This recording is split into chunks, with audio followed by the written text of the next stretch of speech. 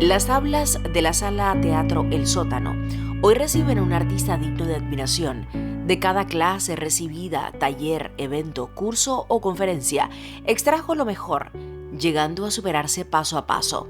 Hoy nos confiesa que desde pequeño le apasionó la dirección teatral y prometió que a ella dedicaría su vida. Se inició con teatro vernáculo, pero ha llegado a dirigir piezas, comedias, tragicomedias, espectáculos musicales, monólogos y hasta tragedias, el género dramático más tradicional de la historia del teatro, según aseguran algunos especialistas. Recibamos, sin más preámbulo, en Sobre las Tablas al maestro Giraldo Moisés Cárdenas Inerarity.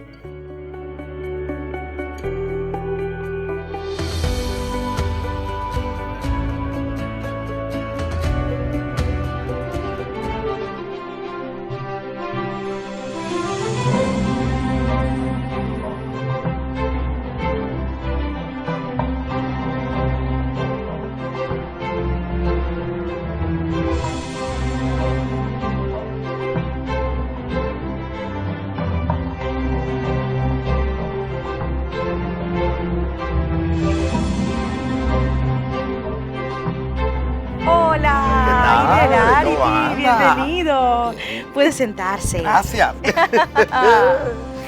Inerarity, Estamos en casa. sí. Sí, señor. Primero te pregunto, ¿dónde naciste? Bueno, nací en La Habana, justamente en el seno de una familia bastante, yo diría, conservadora, Sí. una familia cristiana. Y bueno, pues nada. ¿En qué sitio de La Habana? ¿En qué sitio de La Habana? Pues en Centro Habana, en San Leopoldo. Ay, qué bien. Sí, esa calle que ahora se ha convertido en una calle extremadamente popular porque está el mercado de San Rafael. Y una calle que tiene que ver mucho con el teatro cubano. Mucho con el teatro cubano. Sí. De pequeño, ¿te gustaba la actuación, el teatro? Fui una Eso- persona que desde niño tuve muy claro qué quería. ¿Sí? Sí, es una de las cosas que incluso después de mayor me ha sorprendido mucho, que siempre desde niño yo tenía muy claro que a mí me gustaba mucho el teatro. ¿Y cómo fue? Cuéntanos la anécdota de cómo descubriste eso. Sí, la cuestión es que mi papá Ujú. era como un pastor de iglesias y esto, y él pues montaba representaciones bíblicas y estas cosas. Entonces yo lo veía y me empezaba a gustar eso. Quiere decir que mi papá específicamente era como un director. Ajá. Y me empezó a interesar este mundo. Y empezaba desde niño a construir pues cajas con títeres para hacer retablos de títeres y esas cosas. Y con los niños, los vecinos de la casa, pues organizaba mis imaginarias funciones de teatro. ¿Y entonces actuabas también? Sí, actuaba, pero me gustaba mucho organizar. Era más la Me cuestión gustaba más organizativa organizativa en el teatro. Actuaba también, pero no tanto como... Incluso tengo una famosa anécdota de mi mamá que me preguntaba de niño, bueno, ¿qué tú quieres ser? Ajá. Yo decía, bueno, yo guagüero payaso.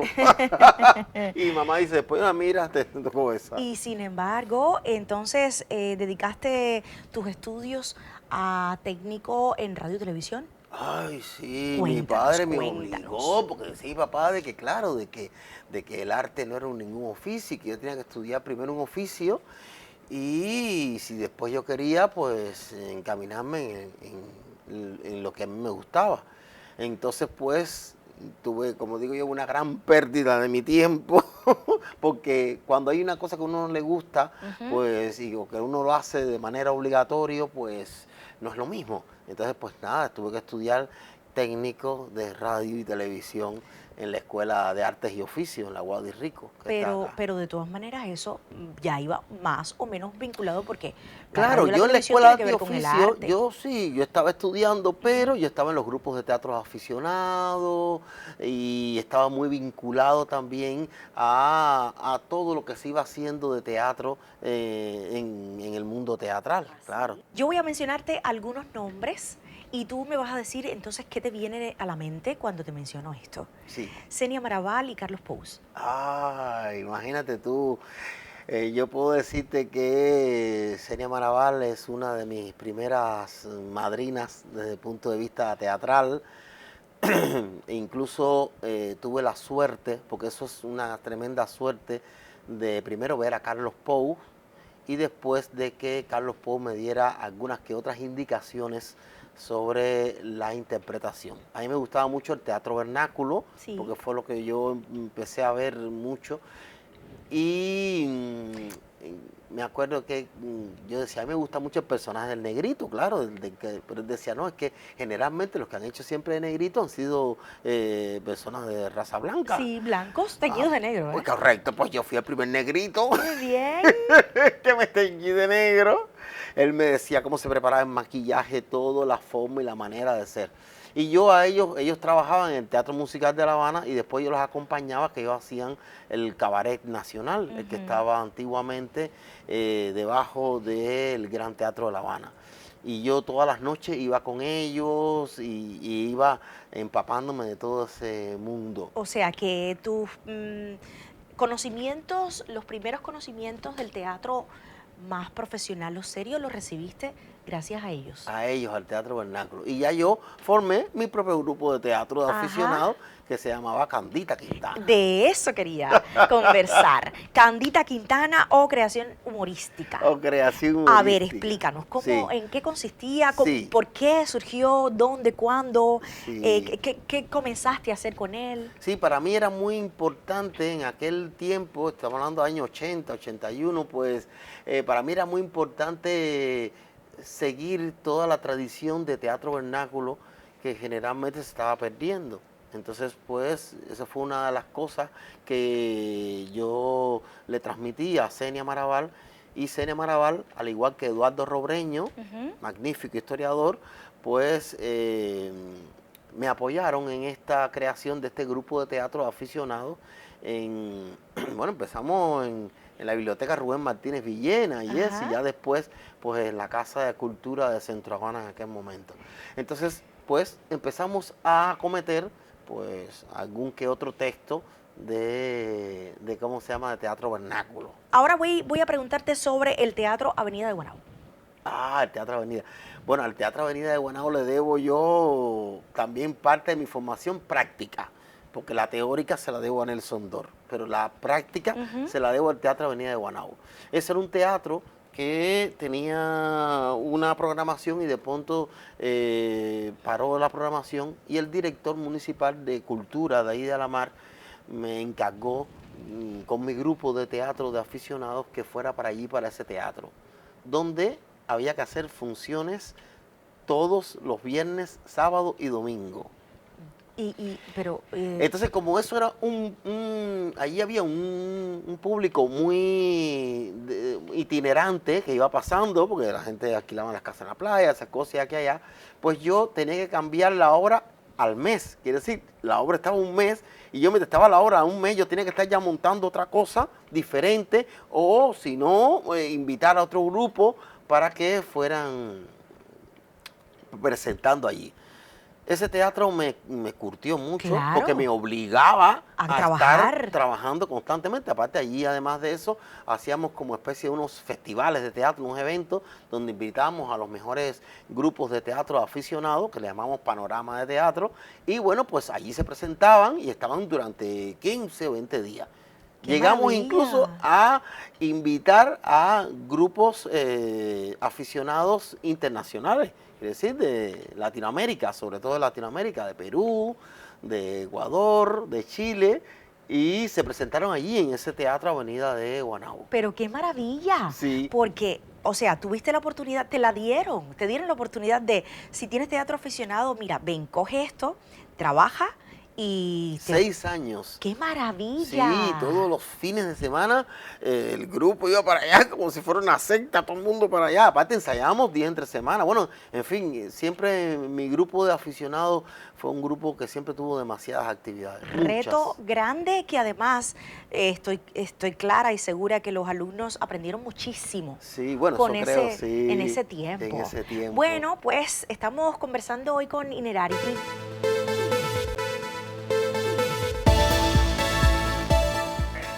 A las mujeres, bueno, reflectores en la cintura, pisada fuerte y la voz siempre en alto.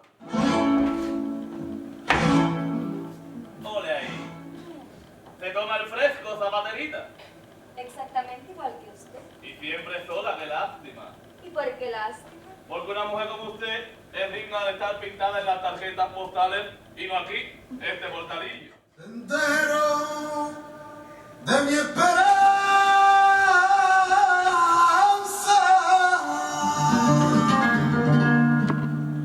Hay días que no lo encuentro. Ay, ay.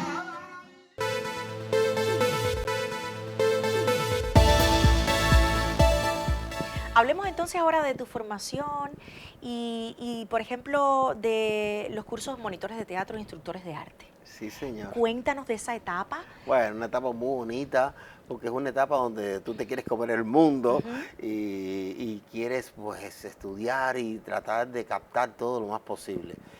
Tuve la gran suerte, porque tengo que decirlo así, de tener un profesor muy exigente, en este caso Nelson Dor, en el caso qué de maravilla. dirección escénica, y me enseñó muchísimo.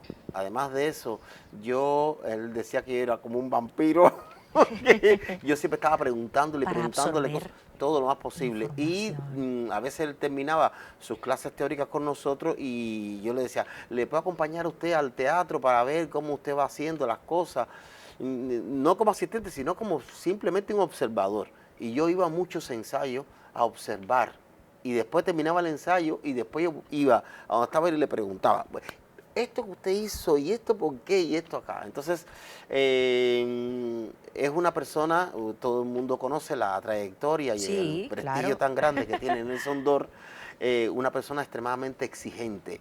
Y eso yo lo agradezco muchísimo, el no dorar la píldora, las cosas como deben de ser, porque en la dirección de teatro es muy importante que el director no se deje llevar por los agasajos, esos aplausos de los amigos, no, siempre tratar de exigirse lo más posible. Y eso me lo enseñó mucho Nelson Dor.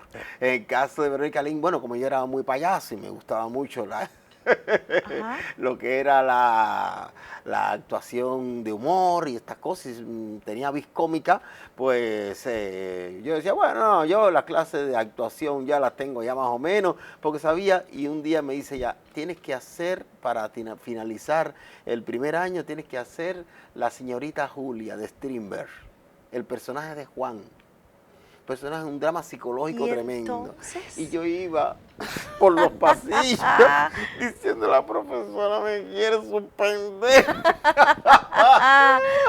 Háblanos ahora, si yo te, por ejemplo, si yo te menciono los nombres de Folclórico Nacional y Francisco Garzón y Mayra Navarro. Ah, muy bien.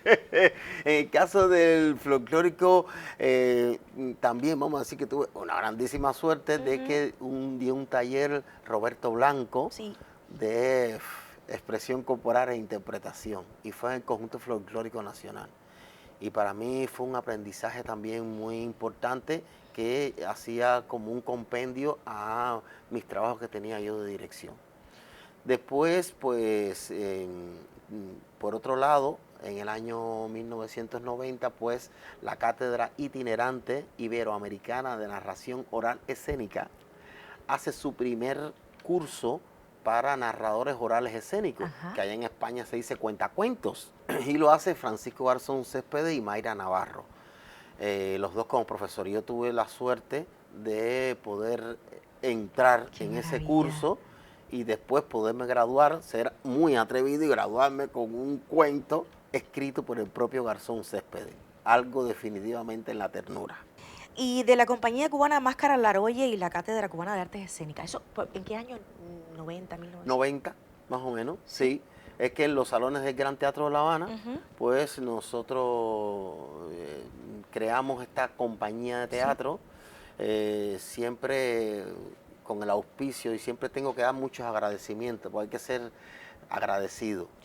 Y tengo que agradecer aquí a José Matías Maragoto, que era el presidente en aquel momento del Gran Teatro de La Habana, después fue presidente de las artes escénicas, pero en aquel momento era del Gran Teatro el que nos acogiera ahí en el Gran Teatro de La Habana y nosotros empezáramos a hacer presentaciones en la sala Antolín Artaud y en la sala Alejo Campitié.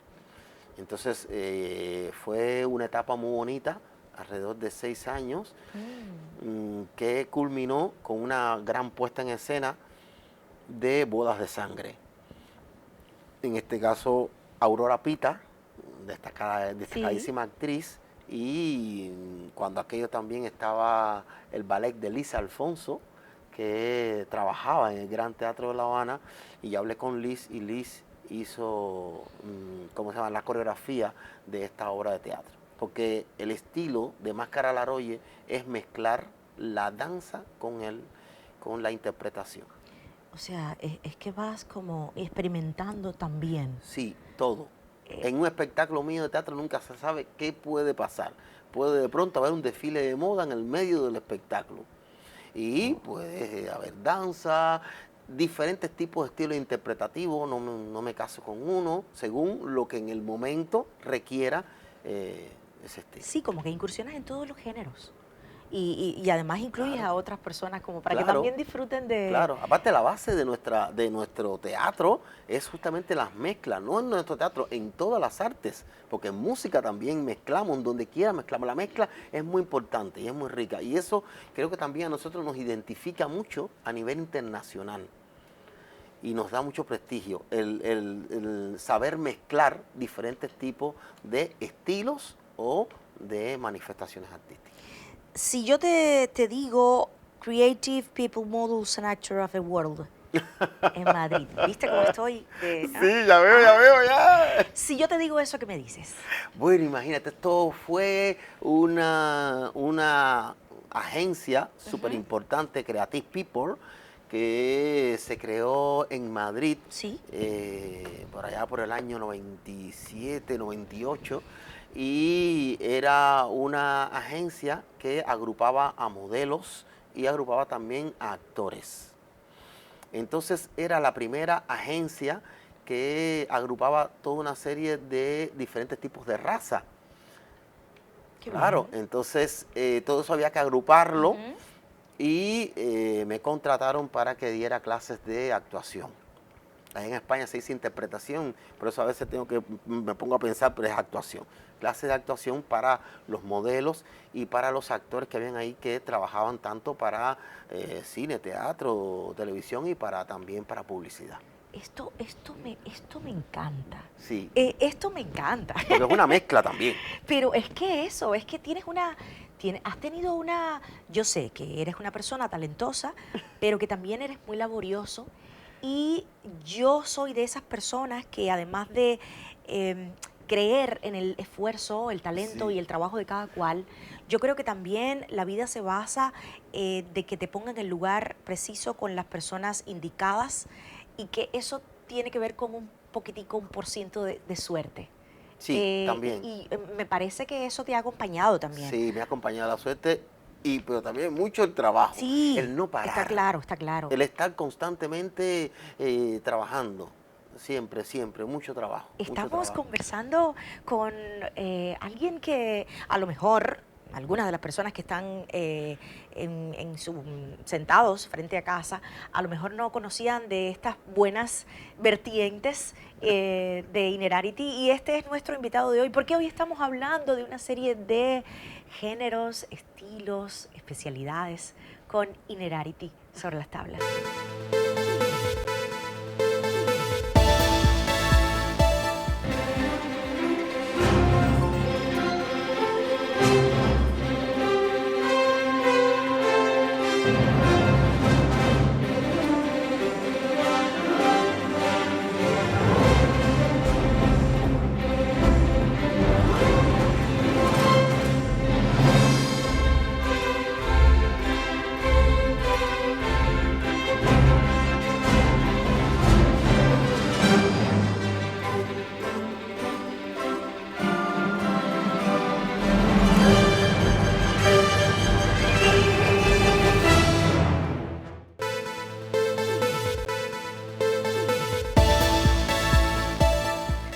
Estamos entonces hablando ahora, pero en esta ocasión vamos a hablar acerca de las...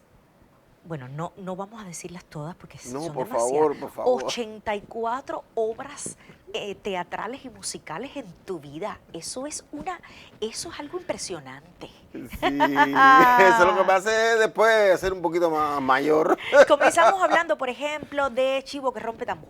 Ah, Chivo que rompe tambor, bueno, una de las primeras obras de teatro.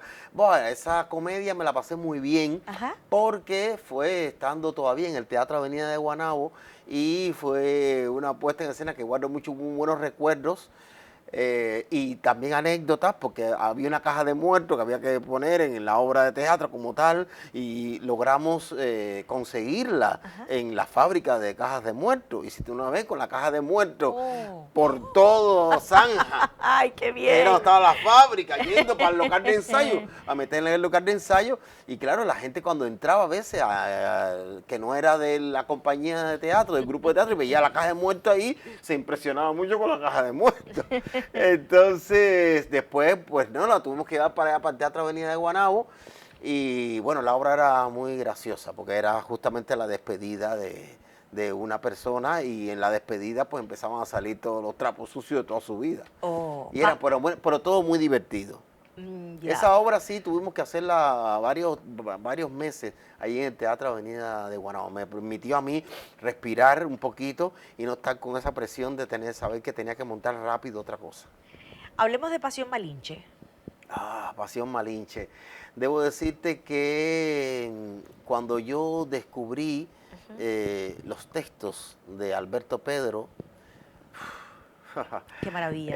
Sí. Qué maravilla. Un talento inconmensurable. Bueno, yo empecé, el primer texto que trabajé de él fue Weekend en Bahía, que yo digo que es como mi primera obra de teatro que marca como el paso hacia un teatro más profesional, hacia un teatro mucho más serio. Sí.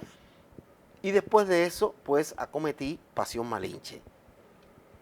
Pasión Malinche como obra de teatro me gustaba muchísimo porque da mucho juego desde el punto de vista de texto escrito para los directores.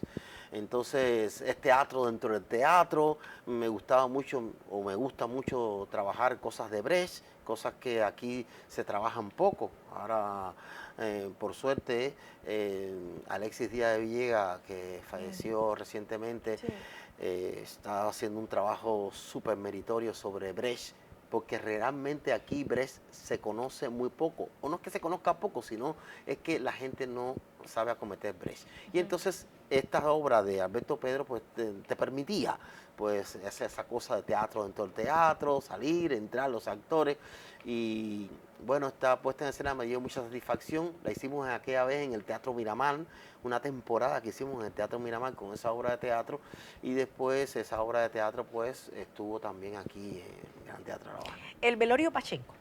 El Velorio de Pachencho, ¡oh! Muy divertida, ese es teatro vernáculo, vernáculo. Sí, estoy ahora dándole vueltas en la cabeza porque una de las cosas más importantes es que en la actualidad se tienen muy pocas referencias sobre el teatro vernáculo, y eso es un teatro que es parte de nuestra cultura.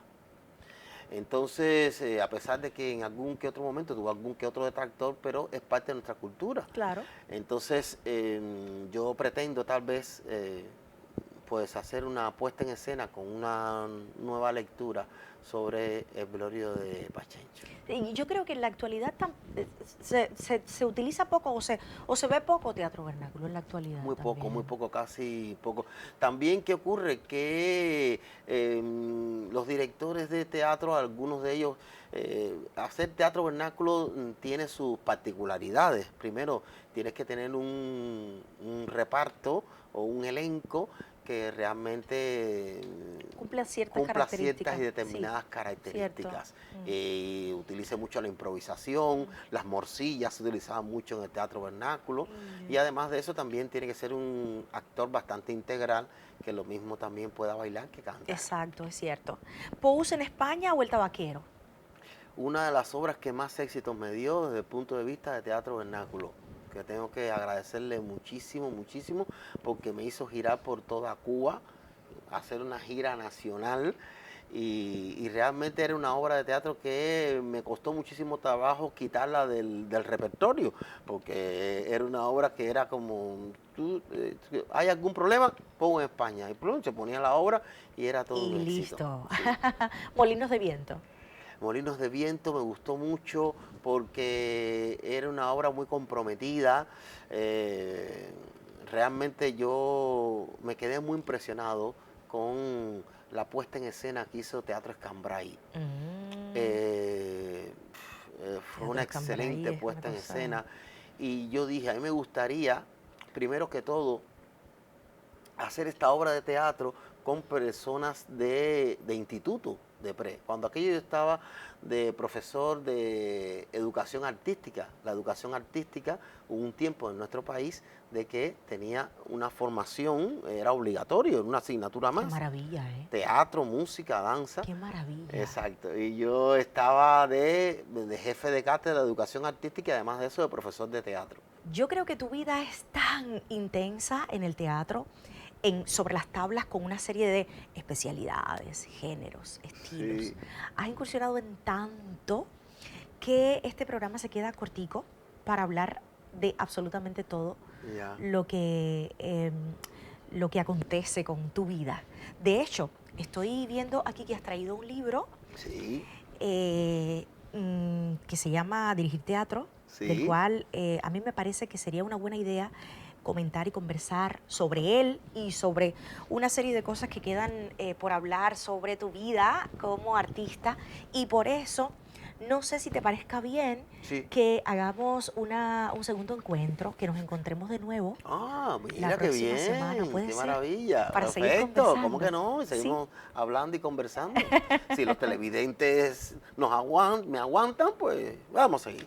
Yo te propongo que vengamos exactamente igual. Nos vamos a Igual, vestir vestidos. igualitos. y Perfecto, muy bien. ¿Sí? Entonces, nos vemos la próxima semana. Bien. De todas maneras, yo agradezco muchísimo que hayas venido a nuestro encuentro en esta ocasión, que hayas aceptado esta invitación. Gracias a ustedes. Estoy segura que muchas personas que a lo mejor te conocen, otras que no te conocen tanto, han descubierto una serie de cosas en tu vida que a lo mejor no sabían, Claro. que ha sido muy interesante, que contigo se aprende mucho, Ay, que eres un fabuloso comunicador y que yo estoy segura que vamos a tener Inerarity por mucho rato Está bien. para poder disfrutar del buen arte en Cuba y el mundo. Claro que Ah, sí. Así es Gracias. que muchas gracias por haber venido en esta primera ocasión y nos vemos entonces la próxima semana. ¿Ok? ¿Sí? Te tomo la palabra. Gracias. Nada, igualmente.